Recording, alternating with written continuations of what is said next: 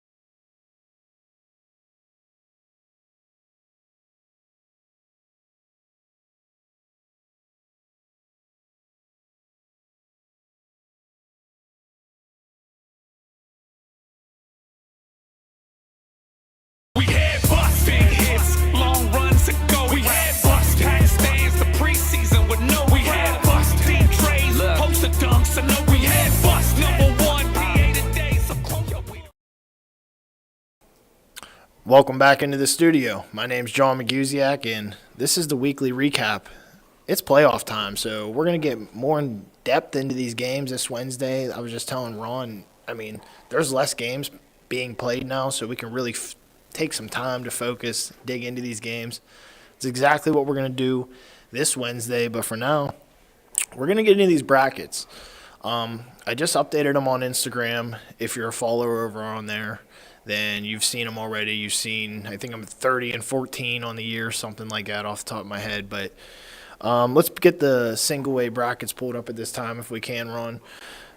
The first game we had was – the first game I'll cover, I guess, is up in this left corner. We had Fort Cherry and Neshannock, and, I knew Fort Cherry wasn't going to put up – I knew they weren't going to beat them 42-49, nothing like they do to some of these other teams, because Neshannock has pieces, athletes in place. They have coaches that really know what they're doing over there. But Fort Cherry is too much, and they proved that yet again.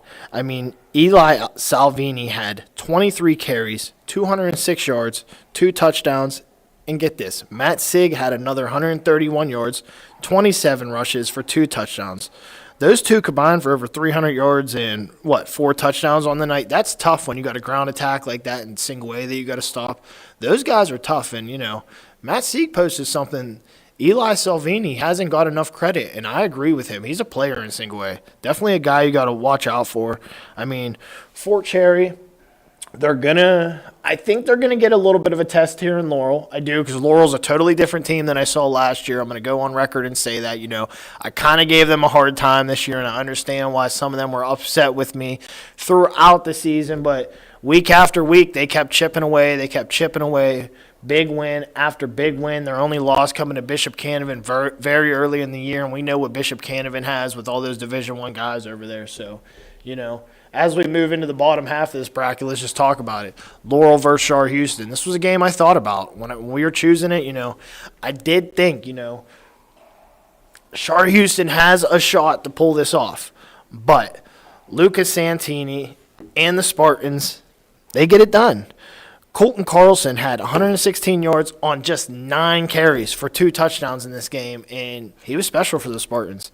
And on the other side, Aaron Walsh did have a great game for the Bucks, 11 of 22, 177 yards, 3 touchdowns. He did have 2 interceptions, but a pretty solid playoff game for the losing quarterback on that side. But we got to talk about these Laurel Spartans. Lucas Santini special. You see what Colton Carlson could do. They got guys over there. Jacob McBride, he's been able to do things for Laurel. They've got a bunch of guys over there along with Jack Miles. There's just guys, pieces in place that coaches kind of learn from their mistakes last year, I think, and where they went wrong. They're spending some time over there with our guys over at Grit Sports Performance, or Sports Recovery, They're getting right. And that's what it's about in single A. You got to keep your guys healthy, and I think Laurel understood that this year, and I think that's why you've seen the surge from the Spartans, in my opinion. We knew what Lucas Santini was going to be because he was doing this last year, but the other guys have stepped up for Laurel. Now let's move over to the eastern side of this bracket. We do have Clairton, Jeanette up here. I want to talk about this first. So let's get into this game first. This was a game where I went on record and I said, I don't know if Jeanette's going to score a point. They did more than that. They competed in this game and they almost won this ball game. 38-33 final score. Kamani Brown, he's a stud. What can we say about this kid? 232 yards, 13 of 29 passing, 3 touchdowns, 0 interceptions against the best defense in single A, hands down. That kid's special over there, and Jeanette gave it all they had. Jace Powell had 8 catches, 146 yards, 2 touchdowns. If you look at these stat lines, for the most part, Jeanette dominated this game as far as the stats, but we know Clairton's resilient. They got the experience now. They've been there. They've been in these big games. But I think, we've seen a little bit of what could be if a team can, now there's some film on Clairton on what works and what doesn't work. We know what doesn't work, but now there's film on what works. And I think Jeanette just did a solid for that team right there, and who we're going to talk about right now. Bishop Canevin lost their quarterback due to, he's ineligible due to transfer rules. But they have been fighting. DeMar Olds just took over a quarterback. He's the dynamic receiver. It scared me a little bit because it took a little bit off the top of their offense, in my opinion. But he has been fantastic at that position. Justin Melvin, Minicon Johnson, they've all been great. I mean, what can you say about Bishop Canavan? They faced a lot of adversity through the year. There was a lot going on around the program, but here they are. They're back in the semifinals with a shot to take down Clairton. And after you see what that Jeanette team did against Clairton, I think, that's got to add some confidence to that Crusaders locker room right now. So, I think that's a lot more interesting of a game now that we look at it, now that we've seen, that quarterfinal matchup between the Jayhawks and the Bears. So we're not going to get into any picks this week. We're just recapping what went on this past weekend. But we will get into that Wednesday. We'll have, like I said, we'll have the breakdowns and everything like that. But at this time, we're going to go ahead and get right into 2A. And in 2A, this was the most predictable bracket, in my opinion. But there was a shock this week. But we'll get to that. Let's start with Seton LaSalle and Mohawk. I had someone text me this past week, won't say who they are, but they said Aaron Laritz and Will Martin are playing out of their minds, and they are. I just seen them a couple weeks ago against Wash High. Those guys are coming for it all.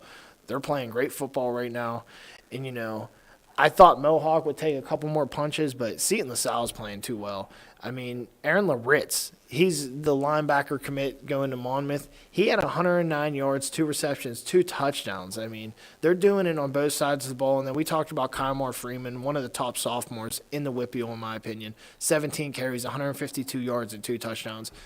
Consistent with that guy. He's been doing it on a week-to-week basis every week.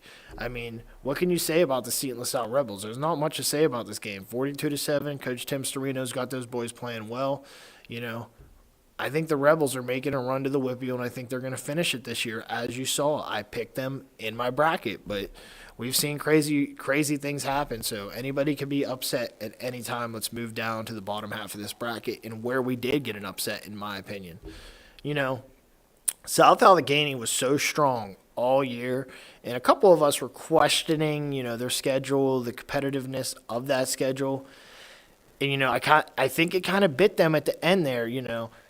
They lost to Steel Valley, and that cost them the bye week. So they had to play last week. They won, but then you got to see Wash High now. You would have been where Steel Valley is, seeing Western Beaver, and I think that's a much better position for South Allegheny. You had to go against Tristan Reed and Wash High, and Tristan Reed's possessed right now.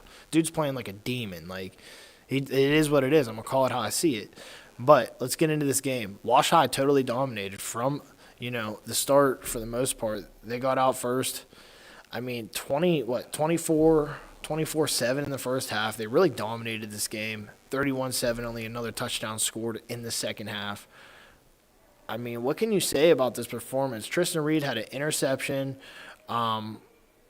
Just a solid performance by the Prexies. I mean, I kind of criticized what they were doing offensively, and, they stuck to it, but they ran it. They ran it well, and then when you run that type of offense well, these things happen.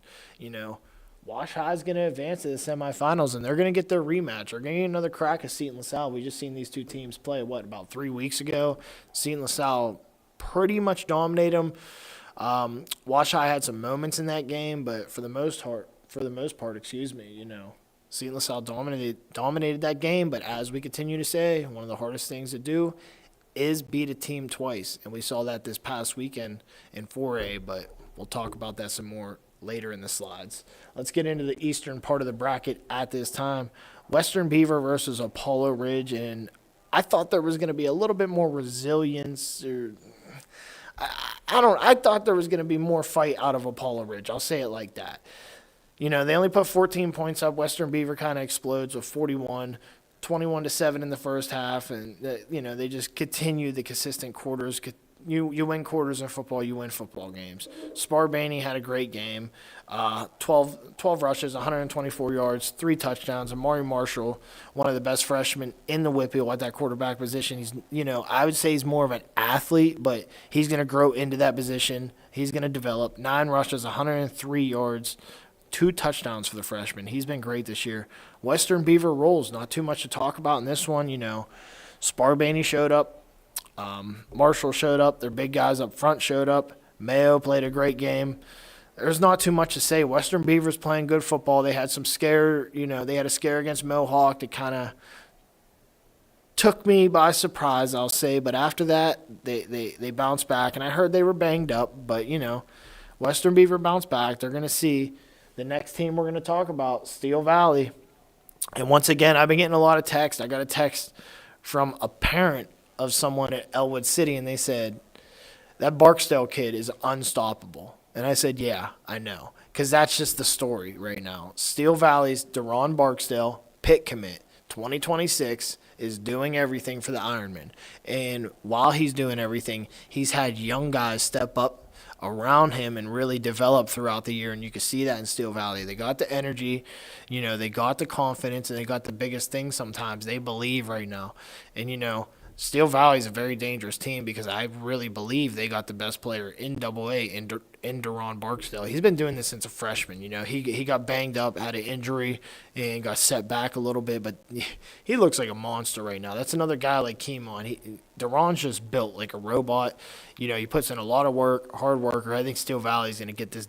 I don't want to get there, but I think Steel Valley is going to give Western Beaver fits on that front with the style play they have, and Deron Barksdale is going to be tough to stop. We'll get into that Wednesday. I don't want to get too much into that, but Steel Valley takes down Elwood City 42-6.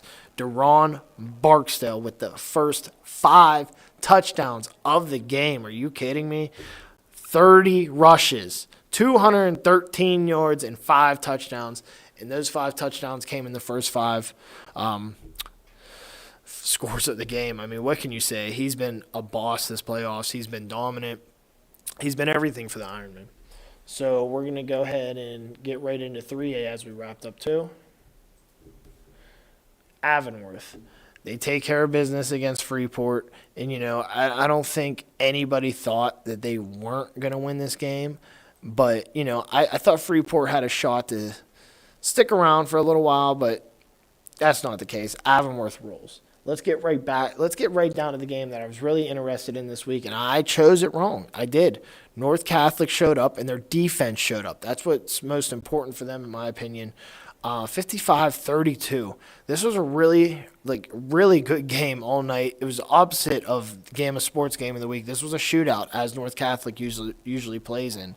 And, Joe Flitsky, 13 of 15, 263 yards, 5 touchdowns. This kid has been incredible. 0 interceptions, and I think that's the stat that needs to be highlighted over everything, in my opinion. Now, we got to talk about Ryan Messina, another 2026 quarterback. Elizabeth forward, they were defeated that night, but 23 of 34, 225 yards, and 1 touchdown. Great career for Ryan Messina. He really had those Warriors humming this year, but North Catholic takes him down, and, Riker Kennedy, we saw what he did last year. North Catholic has so many receivers and so many athletes that they kind of were able to spread the ball this year, so his stats weren't there, but he exploded this game. 3 catches, 101 yards. All 3 of those catches come for they were for a touchdown. I mean, when you do stuff like that, you're an explosive, dynamic player that can really take the top off of defenses, and that's exactly what Riker Kennedy is. Let's get to the eastern side of this bracket. So we're going to see an Avonworth North Catholic rematch here from earlier in the year. But let's get to the eastern side. Amani versus Hopewell. I thought this was going to be a better game than it was. I really did. Amani they throttled them, man. Gabe Jenkins, Anthony Portis.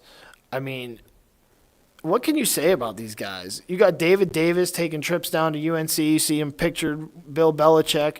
I mean, these guys are playing some of the best football in the WPIAL right now. Amani has my vote. I mean, I chose Avonworth, but this is going to be tricky. When we get to this championship, I usually don't go against my vote. But Amani is really, really, really making a case to get my vote for that championship pick that last week, even though I picked Avonworth. I don't think they will, just because Avonworth, I know how I pick. Avonworth's the defending champion.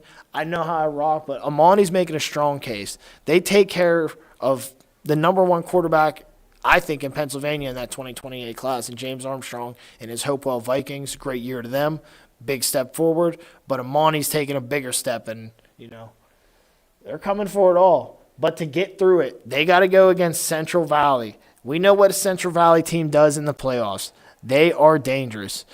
Ethan Shear, we talked about him last week. He had 22 rushes, 141 yards, and a touchdown to lead the Warriors to a 34-10 victory. And, I kind of called this game because it was close in the first half. 14-10 the first half ended, and then Central Valley, they always tend to do it, come out of the locker room, and they run off 17 points in that third quarter, 3 in that fourth, and they shut out Highlands in the second half, and they advance to the semifinals for I don't know how many times now. This team has been in 3A. They've been bumped up to 4A. I'm going to get some stats. I'm going to have some stats on the Central Valley team Wednesday. So we'll get that. Central Valley advances. We're going to have a Monty and Central Valley matchup, and then we're going to have an Avonworth and North Catholic matchup, which is a conference rematch. This is going to be some good stuff in 3A. Stay tuned. We're going to break it all down this Wednesday. Now, let's get into 4A. There was only 4 teams left. As you can see, I went 3-3 in this classification. We had some upsets early. We didn't know some people were playing. Some other things happened. Let's get into the game that was not as much of a game, in my opinion, and it wasn't. McKeesport, 28, Thomas Jefferson, 3. McKeesport gets their get back as Thomas Jefferson beat them earlier this year. Came on spell. Let's talk about it. 16 rushes, 315 yards, 3 touchdowns for the 5-star running back. Best running back in the country, and that's why. He does things like that. He was out the first time against Thomas Jefferson. He comes back, and you see what he can do. A lot of mistakes for Thomas Jefferson in that game, but I still don't think it matters. McKeesport dumps them. They're going to move to the 4A WPIAL Championship. Let's get into the game of the week for Gamma Sports. Quip, Newcastle. This was a rough football game to watch. I'll say it like that. I thought Newcastle had more than 3 turnovers, but then I started thinking back, muffed fumbles on the punt, sail. Those are turnovers on downs. So I'm going to include some of those. They had a ton of turnovers. When you play in a big football game like that against Aliquippa, who has experience coaching, and they also have experienced players from those state championship runs. They were in the playoffs last year, a lot of talent. You can't make critical mistakes like that. You just can't do it. And, Newcastle had the ball on the 1-yard line, 2-yard line, something like that. 1 second to go in the game. You got to punch that in. Aliquippa held them out. But what I want to say about that game is Aliquippa realistically should have won that game probably 42-0, if not 42-7, Newcastle scoring at the half. And what I mean by that is Newcastle was killing themselves all night. Aliquippa was starting in Newcastle territory basically all night from the start of the game. And that Newcastle defense was tough. They came up with a stop time after time inside the 20. Even on the 1, they caused a fumble, got the ball back when the game was looking really down for them. The problem was they just couldn't get anything going offensively. They totally swarmed Marino Graham. Rushing, I think he only had 40-something yards on the night, and that's not too like him. He wasn't able to get to his spots like he usually is. They were very physical, very aggressive, and they played with a lot of emotion. The Quips wanted that one, and they got it. 14-0, Aliquippa takes down Newcastle, and they're going to advance, and they're going to try to get their 21st ever WPIAL championship. And let me tell you right now, MJ Council's locked in. Justice Stark's locked in. Khalil Pook Good is going to do what Pook does. He does what he does. That interception was beautiful. He goes up, makes plays. Offensively, he gets after it. Defensively, he gets after it. Lester Longmire sets the tone for the Aliquippa Quips. He was fantastic this past week. 1 touchdown and big hits all night. These Quips are coming to play. Another guy that needs to be highlighted was Ray Miller. Big cornerback out there. He's great. Big length. They couldn't do anything against them, to be honest. The passing game just wasn't able to get going with guys like that. Length Aliquippa has is a lot with Khalil Pook, Ray Miller, and that secondary. It's a lot to deal with, and they showed you that shutting out Newcastle. The Aliquippa Quips were the first team to shut out Newcastle in 2025. So that's a little bit of what's going on in 4A. We're going to have a rematch of the 2023 4A WPIAL Championship that was played at Acrisure. I was there. We're going to have a rematch of that game. McKeesport, Aliquippa. McKeesport hasn't had a title since 2005. Aliquippa's had one in 2023. McKeesport's hungry. Can they get it done? We're going to talk about it this Wednesday. Let's get into 5A.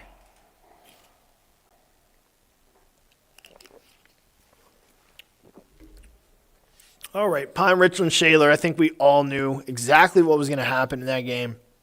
And that's exactly what happened. I mean, Khalil Taylor, interception return for a touchdown, 30-yard touchdown reception from Aaron Ubi-Strader.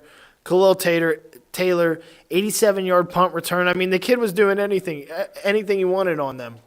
I seen him pin them down inside the 5-yard line with a punt. I mean, it was just a silly night for Pine Richland. They advance. The game that was really being talked about was Moon Penn Trafford. Moon takes them down 20-13. There was some controversy on this one though. Was he down? Was he not? Westmoreland Sportsnet posted a picture, and Moon's not too happy with me for posting that on Instagram, but I thought it needed to be seen.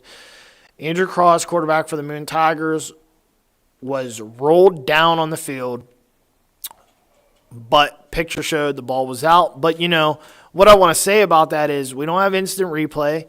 Humans are humans making those real-time decisions. That's going to happen. So Moon wins that ball game whether anyone likes it or not. They had guys step up. Andrew Cross, 9-13, 120 yards, 2 touchdowns, 0 interceptions. That's a big-time performance for him. Jaden Revis, on the offensive side of the ball, we know him, as a DB, as a corner, what he does. But offensively, he has been stepping up. He had a 38-yard pass reception from Cross, and that was a really momentum-shifting play for Moon, in my opinion. He's been great. J.J. Moyer's been great. Davion Taylor. I'm going to tell you right now, they're coming for Pine Richland, and, I think this game's going to be more interesting than people are going to give it credit for, and we're going to get into that this Wednesday. Here we are. Peters Township. They're going to take down Bethel Park. A little bit of a scare early, but not a scare late. Peters Township's going to take care of business. It was 14-14 at half. I don't want to say scare. I'll say it was a game early. 14-14 at the half. And, Bethel Park's going to fight. David Dennison, he just made a post. He's an uncommitted. Recruitment's open still. I think a lot of colleges need to take a look at him. He's been a workhorse for them. Just a good year for Bethel Park again.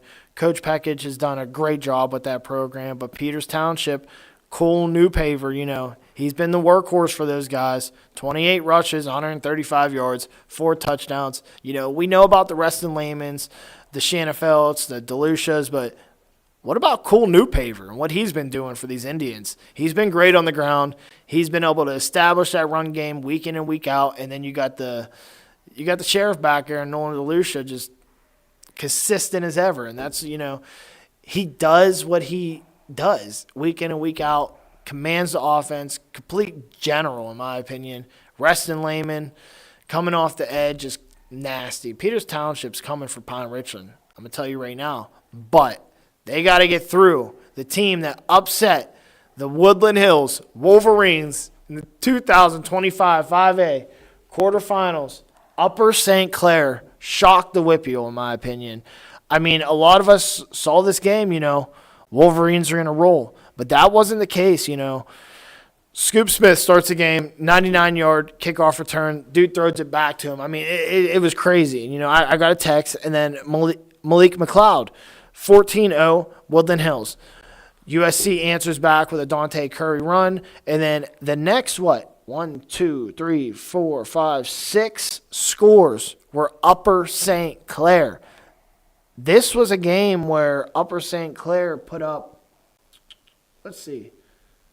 33 unanswered points, I believe it was. Yeah, 33 unanswered points. And,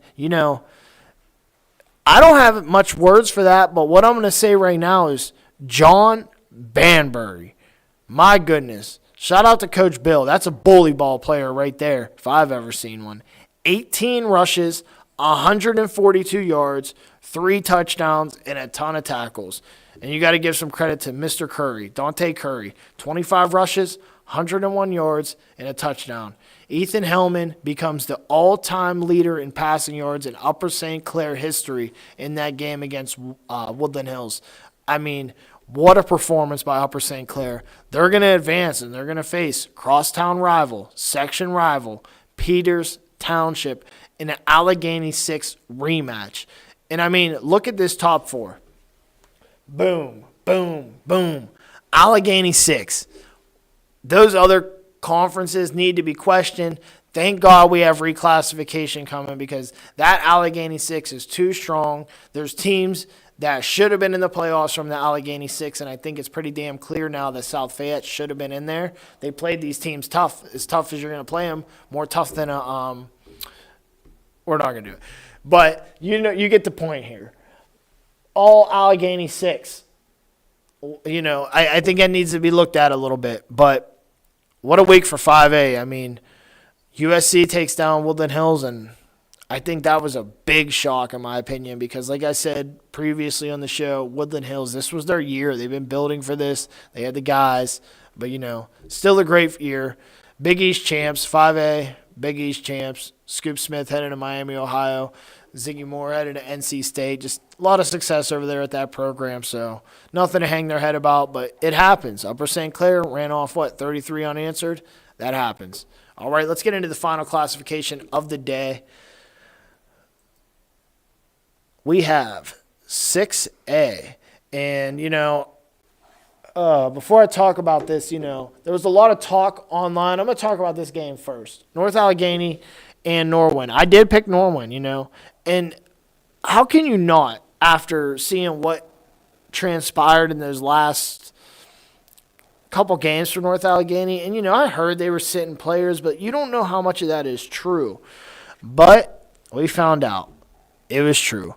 North Allegheny came out, they took care of business, 35-17, and Brady Brinkley had a solid game for them. 6 of 14, 158 yards, 2 touchdowns, 0 interceptions, and that 0 interception stat is the biggest stat for him. No turnovers, that's when the North Allegheny Tigers are at their best. The losing quarterback, his final game of high school, great career for Tristan Tavares. 14 of 23, 215 yards, 1 touchdown, 1 interception. What a career for Tristan Tavares. He's been starting since he's a freshman, and you got to give that kid a lot of credit to get this team to where they were in that game. And, North Allegheny's experienced. Norwin's there for basically the first. They've never even been to a WPIAL championship game in football.